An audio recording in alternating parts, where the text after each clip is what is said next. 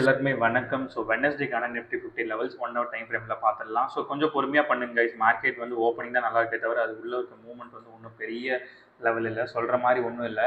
So இப்போ market வந்து upcoming levels பார்த்தீங்க அப்படின்னா ஃபஸ்ட்டு வந்து 23 நம்ம வந்து 23,450 அது மாதிரி வச்சுக்கலாம் ஃபஸ்ட் விஷயம். ஓகேங்களா. அடுத்தது பார்த்தீங்கன்னா 23,550 அண்ட் 23,600 அடுத்த லெவல்ஸ்.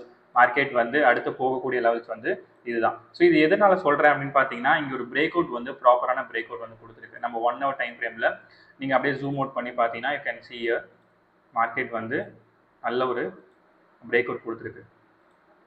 ஸோ அந்த பிரேக் அவுட்டுமே ஒரு ப்ராப்பரான பிரேக் அவுட் இல்லை ஃபர்ஸ்ட் விஷயம். ஏன்னா நிறைய ஒரு கேப் அப்பு. ஸோ அந்த கேப் அப்லாம் ஃபினிஷ் பண்ணுறதுக்கு மார்க்கெட் கண்டிப்பாக இன்னும் கீழே இறங்குவாங்க.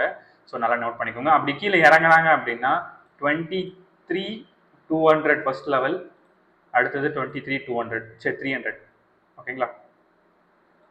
இது ரெண்டு மட்டும் தான்.